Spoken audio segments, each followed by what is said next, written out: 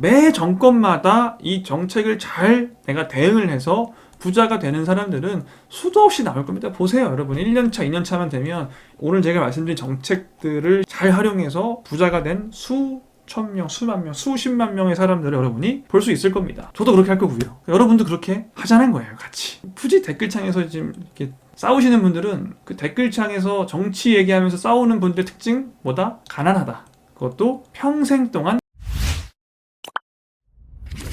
자, 차기 대통령은 결정이 됐습니다. 이 결과가 마음에 드시는 분도 있고 마음에 안 드시는 분도 있어요. 거의 반반 선거였으니까. 지금 여러분 마음에 든다 안 든다 이런 생각을 할 때가 아닙니다. 여러분 그렇게 여유롭지가 않아요. 지금부터 여러분 살 길을 찾아야 돼요. 부동산 정책이 많이 바뀌겠죠. 정권이 바뀔 거니까 정책도 많이 바뀔 거 아니에요. 여러분이 지금 5년간 거의 비슷한 종류의 정책들에 익숙해져 있기 때문에 갑자기 정책이 바뀌면 대처를 빨리빨리 못할 수 있어요. 특히 최근에 부동산에 입문하신 분들은 여러분이 생각하는 그 부동산의 메커니즘을, 여러분이 머릿속에 들어가 있는 이론을 완전 바꿔야 될 수도 있습니다. 다른 정책엔 다른 대응을 해야 되는 거고, 앞으로 어떤 정책을 할지 알아야 대응을 할 수가 있겠죠. 당선인이 마음에 든다 안 든다 이런 얘기를 해봐야 아무 소용이 없습니다. 끝났으니까. 끝났고요. 빨리 어떤 정책을 할지 예측을 해서 대응을 빨리 해야 돼요. 현 정부인 문재인 정부가 시작을 할 때도 이 정부가 어떤 정책을 쓸 것인지를 빨리빨리 파악하고 빨리빨리 대처를 하신 분들이 지금 부자가 됐죠. 마찬가지입니다. 이 정책 변화는 굉장히 큰 기회예요.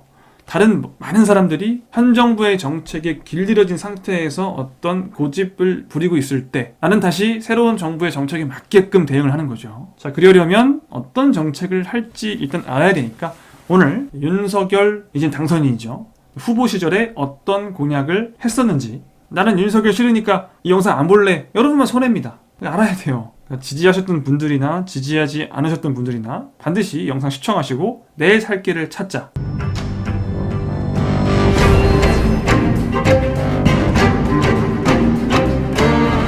자, 이제 어떤 공약을 했는지를 우리가 알아볼 거예요. 물론 모든 공약을 다 지키는 건 아니지만 지키고 싶어도 지킬 수 없는 경우도 많고요.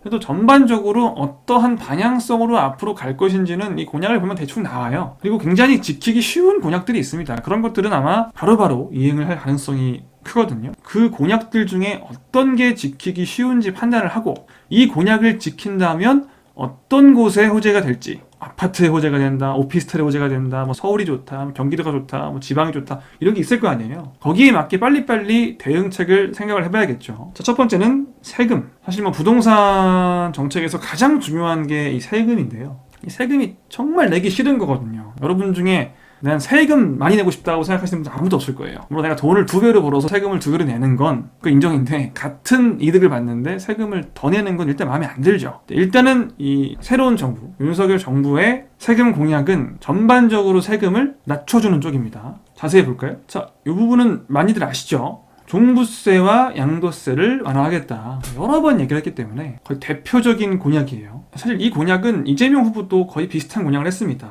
다주택자에 대한 중과세율을 낮춰야 된다. 지금 다주택자들이 주택을 쥐고 안 논단 말이에요. 왜? 양도세, 중과세가 너무 심해요. 자, 그러니까 예를 들어서 내가 5억 원에 산 집이 10억이 되면 양도 차익이 5억이죠. 양도 차익이 5억이면 세율이 40%입니다. 그러니까 5억 중에 거의 한 2억 정도, 5억의 40%인 2억 정도를 세금으로 내야 되는 건데, 아니야. 이거는 당신이 1주택자일 때고 당신이 다주택자라면 3주택 이상이라면 이 세율에 30%를 더해서 40 더하기 30은 70%. 무시무시한 세율이죠.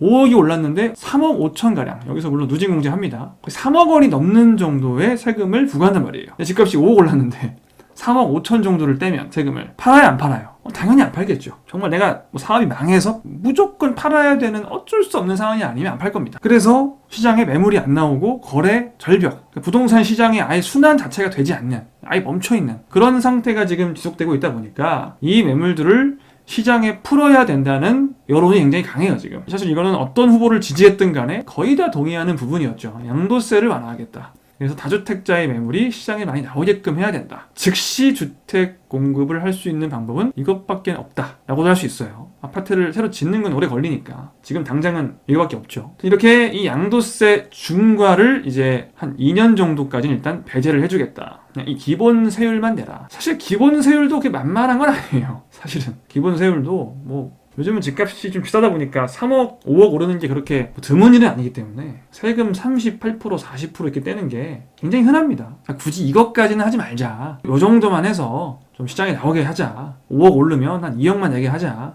이 얘기죠. 이 정도면 충분하지 않나요? 세금 2억이면. 그래서 양도세 완화에 대해서는 딱히 반대하시는 분들이 없었고요. 근데 이제 종부세도 완화하겠다. 이 부분이 이제 조금 이재명 후보와 달랐던 점이죠. 종부세는 사실 이제 종부세를 납부하시는 분들이 그렇게 많지는 않기 때문에 이걸 완화하는 게 맞느냐 하는 사실 논쟁은 있는 상태예요. 우리는 이걸 뭐 완화하는 게 옳다 그르다 따지는 게 중요한 게 아니라 윤석열 당선인은 종부세를 완화하겠다고 공약을 했었구나. 굉장히 여러 번 강조를 했었어요. 또 종부세를 어떻게 완화를 할 거냐 자세히 보면 지금은 이제 재산세와 종부세를 어떻게 보면 약간 이중과세하고 있는 셈이거든요. 내가 집을 하나 가지고 있으면 이 집에 대해서 원래 재산세라는 게 있어요. 이게 모든 재산을 가지고 있는 사람들은 재산세를 내거든요. 이건 뭐 건물이든 집이든 차든 차도 재산으로 봐서 우리가 자동차세를 내죠. 이것도 일종의 재산세입니다. 모든 종류의 부동산이나 차량을 가지고 있으면 재산세를 내는데 이제 주택만큼은 그 토지도 종부세라는 걸 따로 냅니다. 재산세를 내고 여기에 또 종부세를 낸다. 이건 약간 이중과세의 성격이 있지 않느냐라는 얘기가 전부터 있긴 했었어요. 종부세를 따로 내는 것보다는 이제 재산세를 뭐 늘린다든지 이런 방향으로 가는 게 맞지 않느냐. 그래서 재산세와 종부세를 장기적으로 통합하는 방향으로 가겠다. 특히 1주택자의 세율은 사실 이 종부세가 다주택자만 오른 게 아니라 1주택자도 굉장히 올랐어요. 집값이 오르다 보니까 예전에 서울 집값이 9억이 한참 안 되던 한 6억 정도밖에 안 하던 문재인 정부 전 시절, 문재인 정부 출범 전에는 서울 집값이 평균 6억이었으니까 이때는 웬만한 서울 집을 가지고 있으면 종부세를 안 냈죠. 종부세는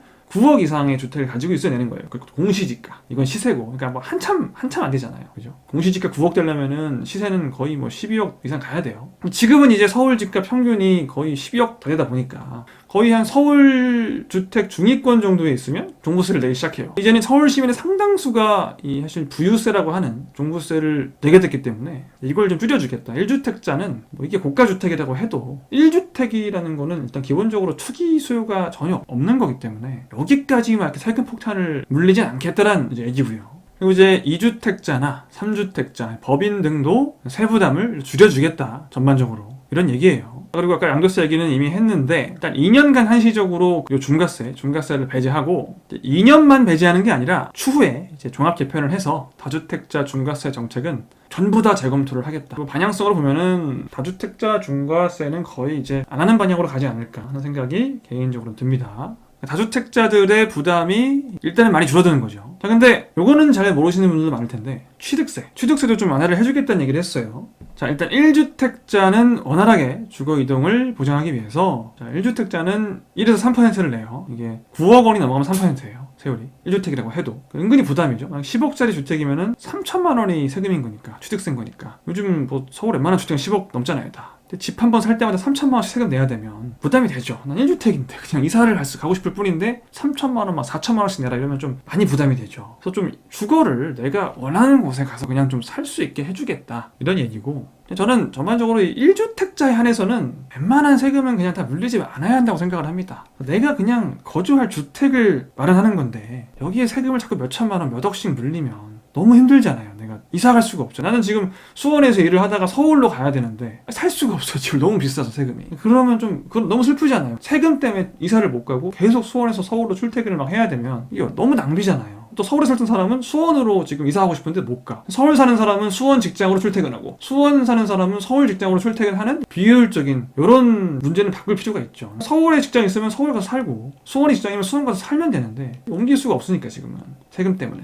자, 아무튼 1주택자만큼은 이제 좀 세금을 줄여주겠다라는 거고, 중요한 게 이게 약간 이제 논란 여지가 있죠. 조정지역 2주택 이상에 대한 누진과세 완화. 지금 조정지역의 2주택 이상을 취득하게 되면 취득세가 엄청 나거든요. 8%예요, 8%. 1주택은 최대가 3%지만 조정대상 지역 2주택은 8%, 3주택은 12%입니다. 내가 지금 주택을 한 채 가지고 있는 상태에서 하나를 더 샀어요. 이 주택이 10억이에요, 만약에. 그럼 8% 내야 돼요. 10억에. 얼마예요? 8천만 원이고 취등록세를 전부 다 하면 8,400입니다. 거의 뭐 1억 가까이 내는 거죠. 1억 가까이. 10억짜리 집을 사는데 세금이 1억 가까이. 이거 좀 과다하지 않느냐라고 해서 누진과세를 좀 완화하겠다. 이거를 이제 없애겠다는 것까지는 아닌 것 같고, 5%나 6%나 4%나 이런 식으로 좀 완화를 시켜주겠다라는 공약이 지금 있죠. 이걸 근데 실제로 얘는 사실 할 수 있을지는 잘 모르겠어요. 조금 이제 반대 목소리도 꽤 클 것 같아서, 양도세 같은 경우에는 완화한다고 했을 때 크게 뭐 반대 목소리가 없을 텐데, 종부세나 취득세 같은 경우에는 반대 목소리가 꽤 있을 겁니다, 아마. 그런 것들을 조율을 어떻게 해나가는지, 실제로 어떤 방향으로 가는지를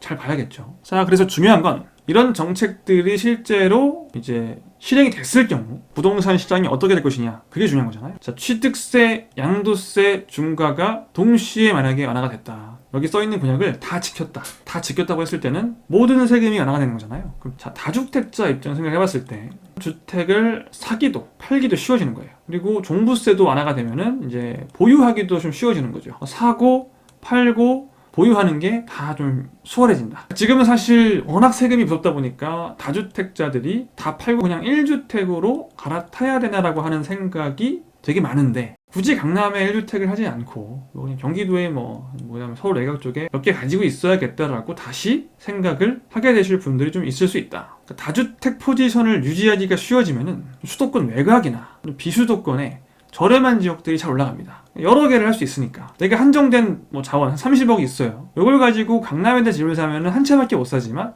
수원에 10억짜리, 동탄에 10억짜리, 청주에 한 5억짜리, 평택에 5억짜리, 한 30억을 잘 분배해서 4개를 할 수 있잖아요. 요거 할까 고민하시던 분들이 대부분 지금 요렇게 하는 분위기인데, 다시 요렇게 갈 가능성도 꽤 있기 때문에 외곽 쪽에 아직 조금 여태까지는 빛을 보지 못하던 곳들이 갑자기 뜬다거나 요럴 가능성도 있다. 근데 그 저렴한 지역들이 같이 올라가주는 게 나쁜 건지 모르겠어요. 계속 강남, 송파, 서초, 용산 이런 데만 계속 올라가고, 비수도권 외곽 쪽은 그냥 항상 그대로 있는 상태가, 물론 이제 서민들 입장에서 집을 좀 저렴하게 살 수 있다는 점은 있는데, 어떤 게 좋은 건지는 여러분들이 판단하시고요. 다만 이제 이럴 수 있죠. 취득세 같은 경우에는 워낙에 지금 사실 논쟁의 여지가 많다 보니까, 자, 취득세는 기존 취득세로 유지를 하고, 이런 8%, 12% 유지를 하고, 양도세 중과만 완화가 되는 경우, 이게 이제 보통 우리가 예상하던 그림이잖아요. 이렇게 되면 어떻게 되겠어요? 이렇게 되면은 다주택자 입장에서는 주택을 팔긴 되게 쉬운데 매수하긴 너무 어려워요, 새로. 아무래도 현 정부에서 생각하던, 사람들이 양도세만 완화되면 그냥 다주택 처분해서 1주택으로 가야겠다는 생각 많이 하거든요. 이걸 이제 실제로 실현하게 되는 시점이 오는 거죠. 이건 어떻게 돼요? 상급지가 많이 오를 것이다. 주택 시장에 양극화가 상당히 심해질 가능성이 크다. 어떻게 하든 이게 사실 어느 지역이 더 좋냐의 차이지, 이렇게 한다고 해서 전반적인 집값이 떨어진다거나, 이렇게 하면 얘에 비해서 전반적인 집값이 잡힌다거나 올라간다거나 딱히 그런 건 아니라고 생각해요. 평균적인 집값은 이렇게 하나 비슷한데, 어느 지역이 더 힘을 받느냐, 이렇게 하면 약간 외곽 쪽, 이렇게 하면 좀 중심 쪽이 가능성이 크죠, 아무래도. 여러분이 앞으로 취득세, 양도세, 종부세가 어떤 식으로 완화가 되는지 잘 보세요. 양도세는 웬만하면 완화가 될 거니까 취득세가 완화가 정말 되는지를 잘 봐야겠죠. 완화가 되면 얼마나 완화가 되는지.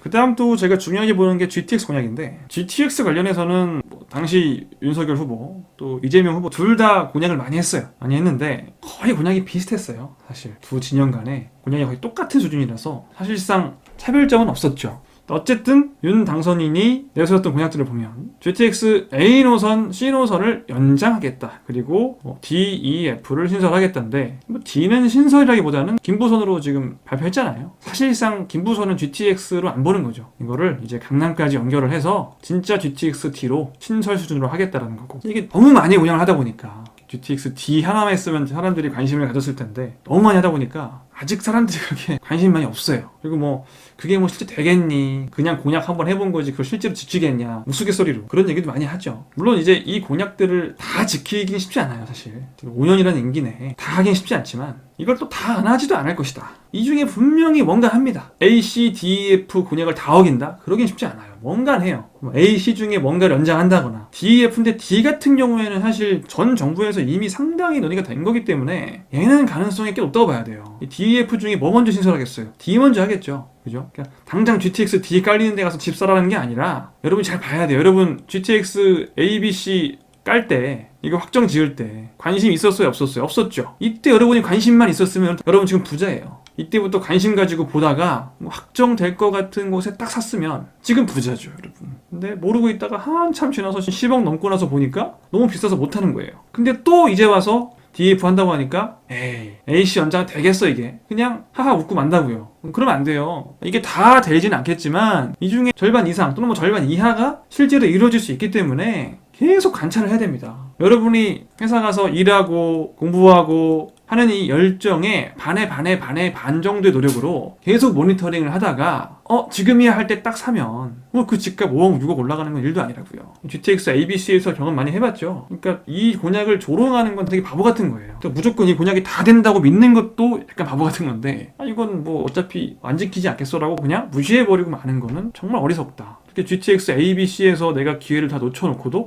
또 이걸 무시한다는 거는 그죠? 좀 기사를 보면은 이 곤약들에 대한 자세한 설명이 나오고 특히 이 중에서 이제 GTX 신호선 연장은 이제 평택 쪽 삼성전자 고덕 사업장이 있는 이제 평택 쪽으로 연장을 하겠다 이런 얘기죠. 이제 A, B, C, D, E, F니까 되게 많잖아요. 그래서 지금 하나면 다 보이지가 않아요. 조금 이 중심부를 좀 보면 보이시죠? D는 대충 아시죠, 여러분? D는 이제 원래 김포에서 부천까지 김포선으로 발표했잖아요. 현 정부에서. 요걸 이제 원안대로 삼성역 지나서 하남까지 교산 8단까지면은 요 교산 다음 역이 아마 하남시청이 될 거고 하남시청 지나서 8단까지 가겠다 이런 얘기고요. D를 가장 좀 주목해볼 만한 하고요. 그 다음에 뭐 이제 E를 하겠죠. 하게 되면 F는 뭐 큰 파괴력은 없을 것 같고 이 같은 경우에는 이제 검암부터 해서 서울 상암 쪽 지나서 광운대 이렇게 쭉 지나니까 뭐 강남이나 이런 곳들 가지는 않아요. 판교나 뭐 이런 곳들을 가지는 않습니다. 그래서 약간 애매한 노선이긴 한데 또 이런 광운대에서 GTX C와 환승, 신내에서 뭐 B와 환승 된다고 한다면 이렇게 환승을 할 수 있어서 아니면 뭐 계양역에서 뭐 D로 환승 바로 뭐 이런 식으로 뭐 지금 현재 GTX B와 같은 포지션을 담당하지 않을까 싶어요. 가장 강력한 건 GTX D죠. 강남역, 삼성역, 잠실을 뭐 직결하니까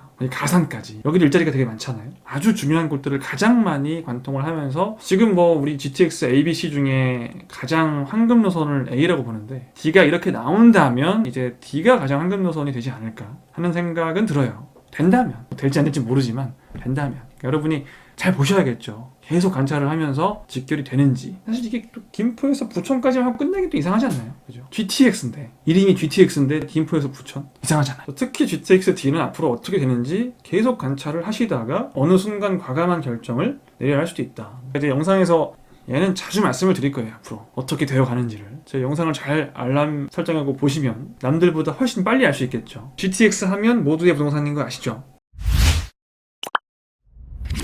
자, 마지막으로는 주택 공급 관련 공약들 한번 볼 거예요. 어떤 공약을 했나. 지금 당선인은 5년간 임기 동안 250만 호를 건설하겠다 라고 공약을 했고요. 250만 호까지 건설을 하겠어 싶긴 한데 이걸 다 하진 못하더라도 상당히 이제 열심히 하겠다는 거죠. 주택 공급이 굉장히 중요하다라고 강조를 한 거고 아무래도 현 정부는 뭐 작년부터는 이제 주택 공급을 해야 된다는 기조로 돌아서긴 했는데 원래 그 전까지는 주택 공급은 충분하고 더 이상 그렇게 필요하지 않다. 공급을 할 필요가 없다 뭐 이런 얘기도 많이 했었는데 현 정부도 사실은 이제 요 입장은 많이 변화했어요. 그래서 공급이 필요해서 많이 공급을 해야 된다. 그래서 공공으로 뭔가 공급을 많이 하겠다라고 했었는데 잘 되진 않았죠. 아무래도 이게 공공으로 이렇게 많은 주택을 공급하는 게 쉽지 않다 보니까 이게 쉽지 않다는 건 너무 당연한 거거든요. 이제 이 현 정부와의 가장 큰 차이는 똑같이 주택 공급을 많이 하겠다는 공약은 있는데 민간주도 이게 중요한 거예요. 현 정부는 공공주도, LH와 같은 공공이 이제 주택 공급을 주도하겠다는 거고, 이제 민간으로, 윤 당선인은 민간으로 주도해서 주택을 공급하겠다라는 얘기예요. 또 수도권에 집중적으로 하겠다. 보시면 일단 250만 원 중에서 200만 원은 민간, 50만 원은 공공주도로 공급하겠다는 얘기죠. 물론 이걸 뭐 다 하긴 좀 쉽지 않은데, 그 중에 가장 지금 중요한 얘기가 뭐냐면은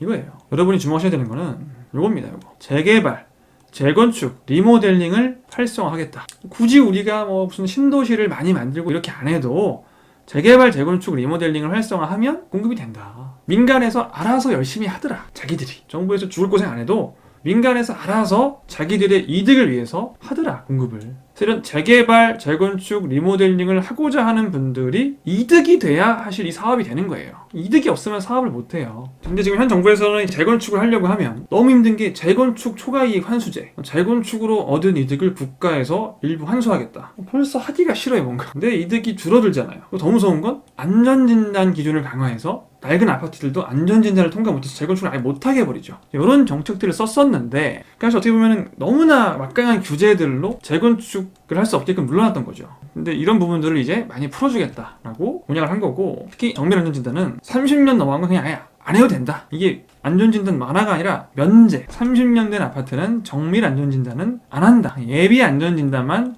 이건 뭐 거의 99% 통과가 되는 거라. 이것만 하고 정밀 안전진단은 면제한다. 30년 되면 사실상 재건축을 누구나 쉽게 시작할 수 있다. 그렇게 하겠다라는 게 주요 공약이에요. 그리고 역세권에는 용적률도 500%까지 늘려주겠다. 지금 용적률이 한 300%까지인데, 이러니까 이제 용적률이 한 150 이하인 곳들 아니면은 재건축하기가 어려워요. 서울은 뭐 한 200 정도, 서울 중심부는. 근데 이게 500까지 늘어나면은 우리 용적률이 한 300 가까이 돼도 충분히 할만하죠. 물론 이제 모든 아파트를 다 500까지 늘려주진 않겠죠. 이런 게 이제 어디가 되느냐를 잘 봐야 돼요. 500까지 늘어나거나 400까지만 늘어나도 이게 초대박 나는 거거든요. 재건축을 원래 전혀 할 수 없었던 곳이 갑자기 재건축을 할 수 있게 되는 일이 앞으로 있을 겁니다. 그러니까 재건축을 할 수 없다고 생각해서 집값이 뭐 한 5억 6억 하다가 갑자기 이게 용적이 늘면서 사업성이 확 좋아지면서 갑자기 뭐 한 10억으로 뛰는 이런 일들이 앞으로 꽤 많을 거예요. 그러니까 여러분이 잘 보셔야 돼요. 어떤 곳들에 지정을 할 것 같은지를 잘 보시고 기회가 보이면 빨리빨리 움직여야겠죠. 그리고 이제 앞으로 실제로 30년 된 아파트 정밀 안전진단을 면제해 준다면, 지금까지는 좀 이런 데가 있어요. 30년 됐는데 아파트가 너무 깔끔해. 너무 깔끔해서 이거 안전진단 안 될 것 같은데 라고 생각해서 많이 그렇게 올라있지 않은 곳들이 있다고요. 이런 곳들이 어딘지 잘 보다가 이게 면제될 것 같으면 빨리 얘를 사서, 요게 되는 순간 얘가 재건축 되겠다 하면서 올라가거든요. 그런 기회들을 잘 봐라. 사실 이런 공약들은 이재명 후보께서도 똑같이 했던 공약이에요. 안전진단 완화하겠다. 나는 문정부와 다르다는 말까지 하면서 강조를 했었던 내용이고, 안전진단 완화는 거의 99% 이루어지지 않을까, 이행되는 공약이 아닐까 싶어요. 용적률 500% 이건 잘 모르겠는데 안전진단 면제는 아마 되지 않을까 싶습니다. 게다가 아까 무시무시했던 재초안, 몇 억씩 내야 되는 이 재초안, 이것도 이제 대폭 완화한다. 거의 지금 폐지하는 게 아니냐 라는 예상이 많습니다. 거의 유명무실하게. 그래서 강남 중심부 아니면 거의 내지 않게끔 바뀔 가능성이 크다. 안전진단도 쉬워지고 재초안도 많이 완화가 되면, 사실 이런 재초안을 했던 이유가 재건축을 하는 조합원들의 이득이 너무 크기 때문에 과도한 이득을 환수하겠다는 건데, 반대로 말하면 뭐예요? 이걸 완화시키면 재건축 조합원들의 이득이 다시 약간 과도해지는 수준까지 복구될 수 있다는 거죠. 사업성이 매우 좋아진다. 그럼 주택 공급이 잘 되겠죠. 재건축을 너도 하려고 할 거니까. 그럼 서울이 지금 사실 거의 다 노후화된 건물밖에 없는데, 주택이 뭐 10년 15년 후에는 이대로만 간다면 서울에 신축 사는 건 그렇게 뭐 대단한 일이 아닌 게 될 수 있어요. 서울 산다는 얘기는 대부분 신축에 산다는 얘기가 되는 날이 올 수도 있겠죠. 이러면 지금의 서울 신축들이 그렇게까지 비쌀 이유가 없는 거예요. 이렇게 한다고 해서 뭐 전체적인 집값이 확 잡힌다거나 뭐 그럴 가능성은 크지 않아. 원래는 내가 10억이면은 서울에서 중간 이하인데, 집값이 중간 이하인데, 중간 이하의 집이면 다 구축이죠, 당연히. 거의 다 구축인데. 근데 다 서울에 있는 집이 막말로 다 신축이 됐어요. 거의 다. 그럼 내가 10억이면은 그냥 신축 아파트에 살 수 있는 거지. 나의 위치는 똑같으나 백분위에서 내가 서울에서 위치하는 분위는 그대로 있는데, 여기에 위치한 사람이 지금은 구축밖에 소유를 못한다면 신축을 소유하는 게 그렇게 어렵지 않게 될 것이다 라는 게 중요한 거예요. 전반적으로 집값이 떨어진다 오른다 이런 것보다 내 집이 더 좋아질 수 있다, 공급을 많이 하면. 그런 얘기죠. 그리고 사실 그보다 더 중요한 건 뭐냐, 아까 말씀드렸듯이 재건축 조합원들의 이득이 다시 극대화가 될 가능성이 크다는 거죠. 제가 앞으로 재건축의 시대가 온다라고 한두 달 전 정도의 영상에서 단언을 했죠. 2022년, 2023년은 어떤 해다? 재건축의 해다. 넓게 얘기해서 재건축, 재개발의 해가 될 것이다. 공급이 되면 될수록 신축이 가지는 그 희소성, 지금은 신축이 매우 희소 가치를 가지지만 점점 신축이 많아질수록 그 희소성이 감소하기 때문에 점점 더 이 신축 투자보다는 재건축, 재개발에 투자해서 이걸 신축으로 만들고 매도하는 방식의 투자로 바꿔가야 된다는 거예요. 지금까지는 구축만 아니면 신축을 매수하든 재건축 재개발을 매수하든 아주 큰 차이 없었어요. 지금까지도 뭐 재건축 재개발이 더 좋은 투자긴 했는데, 앞으로는 정말 압도적으로 재건축 재개발이 더 좋은 투자가 될 거라는 게 가장 중요한 거예요. 저는 단언하는 게, 앞으로 투자하실 분들은 웬만하면 이렇게 다 지어져 있는 아파트보다는 재건축 재개발만 보시는 것도 아주 좋은 방법이다. 웬만해서는 같은 돈을 투자했을 때 신축 아파트에 비해서 투자 수익률이 훨씬 클 가능성이 커요. 이런 게 중요한 거죠. 여러분들이 이런 거를 미리미리 생각하고 있어야 돼요. 나중에 재건축 재개발 다 오르고 GTX에 또 관심 안 가지다가 또 다 오르고 그때 가서 관심 좀 가질 걸 또 그러지 말라고. 이제는 좀 제발 좀 미리미리 좀 생각 좀 하자, 그런 얘기입니다. 어쨌든 이 모든 공약들을 뭐 다 지키진 않아요. 그렇게 할 수도 없고 역대 그런 정치인이 없습니다. 그런다고 뭐라 할 일도 아니에요. 여러분은 공약 왜 안 지키냐 뭐 이런 얘기 할 필요가 없고요. 어떤 공약이 지켜지기 쉬운지를 제가 중간중간에 말씀드렸잖아요. 이런 공약은 웬만하면 될 것이다. 이런 것들을 잘 보고 그 공약에 맞게 그게 이루어진다면 어떤 데 투자를 해야 좋은지 그걸 생각해야 돼요. 그걸 생각 못하면 이 공약을 알고 있는 의미가 없죠. 오늘은 여기까지 하고, 이제 오늘은 전반적으로 이제 공약들을 소개해드렸다면 다음에는 이렇게 하나씩 끊어서 GTX 공약, 세금 공약, 주택 공급 관련 공약들도 또 지금부터 또 하는 얘기가 있을 거 아니에요. 공급 관련 공약, 재건축, 재개발 관련 테마로 하나씩 해서 또 자세하게 이후에 또 당선인이 발표하는 내용들을 취합을 해서 이런 거 아는 게 제일 중요합니다. 여러분, 하나씩 영상을 찍어서 올려드릴 테니까 잘 보시고 거기에 맞게 대응하세요. 또한 2, 3년 뒤에 저한테 그때 관심 좀 가실걸, 내가 너무 무지했습니다, 너무 관심이 없었어요, 이렇게 후회하지 않기 바랍니다. 여러분이 당부드릴 점, 댓글에 제발 뭐 나라가 망국입니다, 뭐 어떻게 이런 사람이 대통령, 이런 댓글을 쓸 필요가 없어요. 그거 자기 스스로 생각하는 거는 뭐 자유인데 여기에 너무 감정이입을 할 필요가 전혀 없다니까요. 저는 개인적으로 궁금했던 건 그냥 누가 당선돼서 어떤 정책을 할지가 궁금하지, 누가 되면 안 되고 누가 꼭 돼야 되고 이런 게 없다고요. 딱히 만약에 이재명 후보가 이겼으면 이분의 정책에 맞게 또 행동을 해야겠죠. 제가 뭐 다른 영상에서도 되게 여러 번 말씀드리는 건데 비판도 필요하고 내 감정 표현도 필요한데 아무리 감정 표현을 여러분이 해봐야 인생에 도움이 별로 안 됩니다. 그런 거는 뭐 뜻을 같이 하는 분들과 같이 하시고, 내 재테크를 할 때, 이 재테크라는 거는 생존이에요. 생존. 재테크를 하지 않으면 생존할 수 없습니다. 재테크를 반드시 잘 해야만 생존할 수 있어요. 이 생존을 하기 위해서는 맞춰가는 게 중요해요. 내가 마음에 안 드는 사람이 당선됐다고 해서 생존을 포기하겠다? 그 바보예요. 자기만 바보지. 여기에 맞춰가지고 나아가는 사람들은 다 부자가 돼요. 또 매 정권마다 이 정책을 잘 내가 대응을 해서 부자가 되는 사람들은 수도 없이 나올 겁니다. 보세요, 여러분. 1년차, 2년차만 되면 오늘 제가 말씀드린 정책들을 잘 활용해서 부자가 된 수천 명, 수만 명, 수십만 명의 사람들을 여러분이 볼 수 있을 겁니다. 저도 그렇게 할 거고요. 여러분도 그렇게 하자는 거예요, 같이. 굳이 댓글창에서 지금 이렇게 싸우시는 분들은 그 댓글창에서 정치 얘기하면서 싸우는 분들의 특징 뭐다? 가난하다. 그것도 평생 동안 가난하다 라는 특징이 있어요. 쓸데없는 거 신경 쓰지 말고 여러분 앞가림 하세요. 이번에 당선 안 되신 분들도 여러분보다는 훨씬 잘 삽니다.